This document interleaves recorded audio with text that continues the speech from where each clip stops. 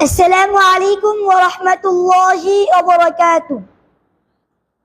عن معاذ رضي الله عنه قال: كنت ردف النبي صلى الله عليه وسلم على حمار يقال له عفير، فقال: يا معاذ، هل تدري حق الله على عباده وما حق العباد على الله؟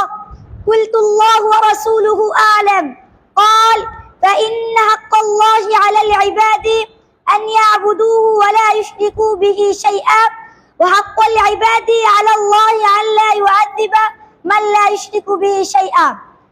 মুআয রাদিয়াল্লাহু আনহু হতে বর্ণিত, তিনি বলেন, আমি একদা রাসূলুল্লাহ সাল্লাল্লাহু আলাইহি ওয়াসাল্লামের গাধার পিছনে ছিলাম। তাকে বলা হতো উফাইর। তখন তিনি আমাকে বললেন, হে মুআয, তুমি কি জানো বান্দার প্রতি আল্লাহর হক কি আর আল্লাহর প্রতি বান্দার হক কি? আমি বললাম, কুলতুল্লাহু ওয়া রাসূলুহু আ'লাম, আল্লাহ এবং তার রাসূলের সর্বাধিক অবগত। তখন তিনি বললেন, বান্দার প্রতি আল্লাহর হক হলো তারা একমাত্র আল্লাহর ইবাদত করবে এবং তার সাথে কোনো কিছুকে শরীক করবে না।